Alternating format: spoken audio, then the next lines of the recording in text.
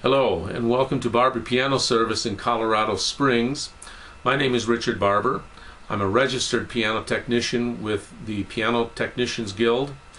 I am also a member of the Master Piano Technicians of America and a graduate of the Randy Potter School of Piano Technology. I would like to speak with you in this video about the importance of having your piano serviced regularly. The three basic kinds of service that you can have done on your piano that I'd like to talk about in this video. The first one is tuning, the second one is regulation, and the third one is repairs. Now, tuning is the most well-known of these three services, probably because it has to be done more often than any of the others. It's foundational to piano service because it has to be done so regularly and more frequently than any other service. Your piano technician sees your piano rather frequently and is quite aware of the state of that piano. He knows what its weaknesses are, its strengths. He can tell when something is beginning to trend in a direction that's not good. And so that's why I call it the foundational piano service maintenance. Your piano is manufactured, that is, if it's a relatively new piano, the last 40, 50 years, or even the best part of the 20th century, it's manufactured to sound its best at A440 in tune. In other words, the piano is pitched off of A440 in tune, and so that level gives it a certain brightness, a certain brilliance, and a color that it won't have if it's tuned below that. So when your piano is tuned to A440 and it all the strings are in tune as far as the temperament goes to one another, and the individual pitches are in tune with one another, your piano will sound its best insofar as tuning is necessary to make your piano sound good. Now, I don't know of any piano manufacturing company that recommends you to tune your piano less than 2 times in a year. Some of them even recommend 3 times or even 4 times in a year. Piano makers know that your piano will sound its best when it's in tune. They also know that if your piano is in tune, you're going to play it more.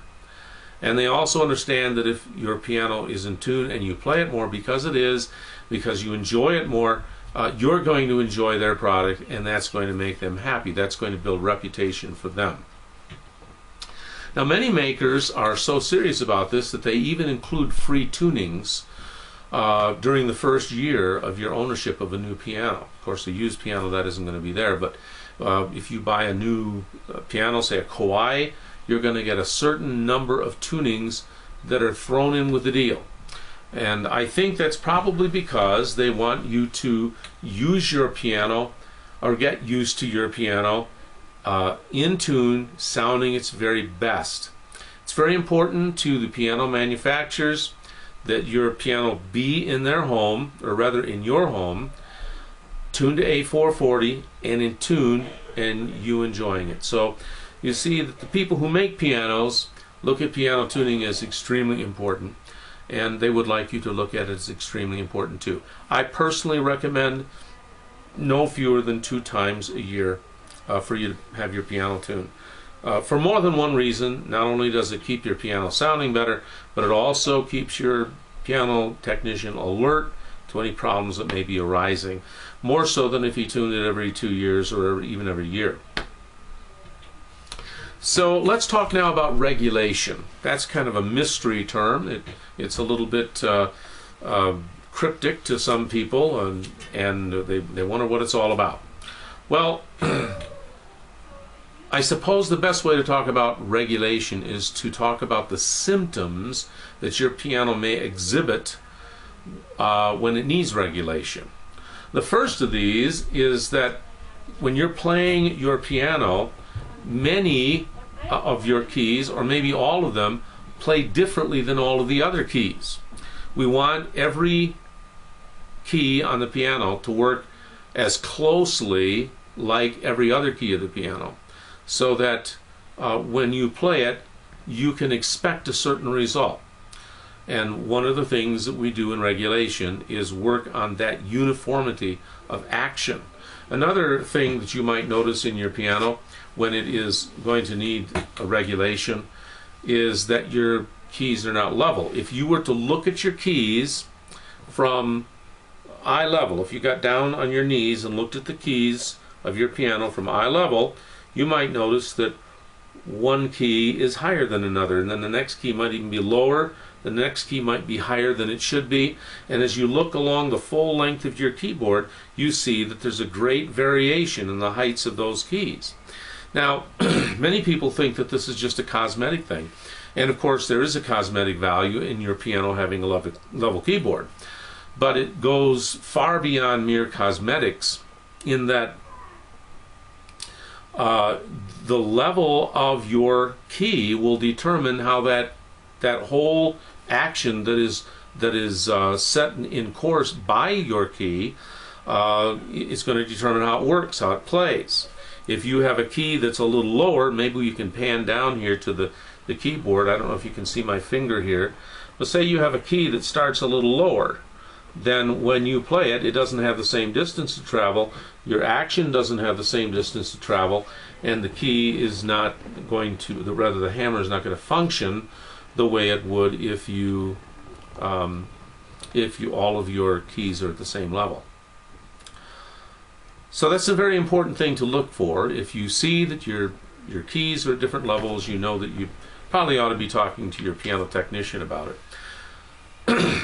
Another thing that you might notice when you're playing your piano that would be a hint that you need regulation is that when you play one note at a certain energy and force, it might sound louder than the next note that you play at the same energy and force.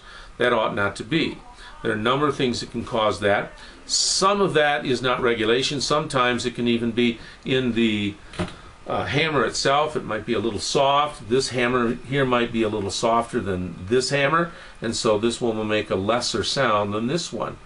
But there are other factors that involve regulation other than the condition of the hammers that do make a difference in the volume level of your every note that you play on the piano.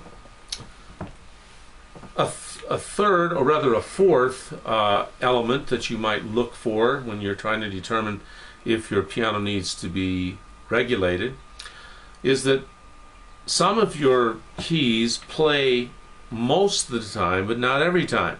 You press your key down the first time and it plays just fine. You press it down a second time, a third time, a fourth time, fifth time.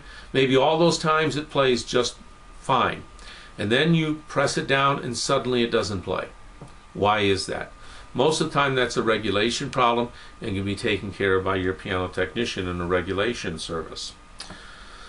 Sometimes you might release a key, like this one I'm playing, this B below middle C. Now the pedal works fine here in this piano and the damper system works okay. So when I release the key, it stops. There's no more sound. That's because the damper is going up to the strings and tightly pressing them so that you're not going to get any carry on of the continuance of the tone. And when that happens, when you actually do get a tone that continues after you lift the key, then you obviously need some regulation of your damper system. There are many other things that you can look for that let you know that you might need a piano regulation. I would say just in general that you should be alert to your piano just not working the way you think it ought to. When you play your piano, it should feel good. It should all the keys should work the same, and the end result should be the same sound, given that all other factors that can influence sound are where they ought to be. Now, what do we do in regulation? When the technician comes to your house, he needs to fix these things by tightening and loosening